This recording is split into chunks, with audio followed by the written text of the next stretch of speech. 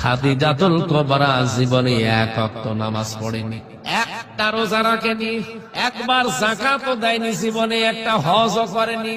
অথচ আল্লাহ নিজে জান্নাতে ঘর বানিয়ে তার জন্য পাঠিয়ে দিয়েছেন পৃথিবীতে একজন মহিলা, যার জন্য জান্নাতে আল্লাহ ঘর বানিয়ে স্বয়ং সুসংবাদ পাঠিয়েছেন জিবরাইলকে দিয়ে।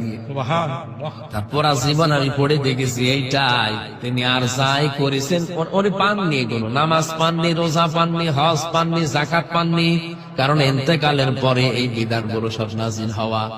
এবারে একটা বিষয় পাওয়া গেছে, উনি স্বামীকে উদ্বুদ্ধ করতেন দিনের জন্য, নিজের যত সম্পদ ছিল সব স্বামীর জন্য তিনি উজাড় করে দিয়েছিলেন।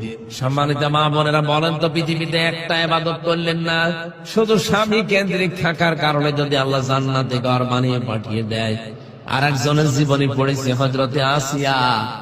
এই মহিলা তার স্বামীর অত্যাচারে অত্যাচারিত হওয়ার পরে দোয়া করেছিলেন, আল্লাহ তুমি আমার জন্য জান্নাতে একটা ঘর বানিয়ে দিও যেখানে বসে তোমারে দেখা যায়।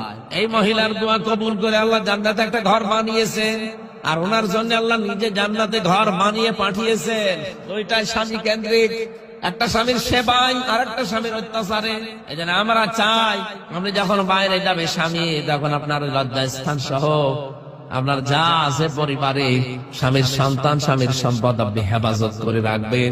স্বামী যদি দিনের কাজে, ইসলামের কাজে, মানবতার কাজে থাকে, তাকে আসিয়া খাদিজার মতো সাহায্য করবে।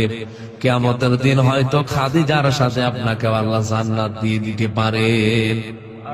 স্ত্রী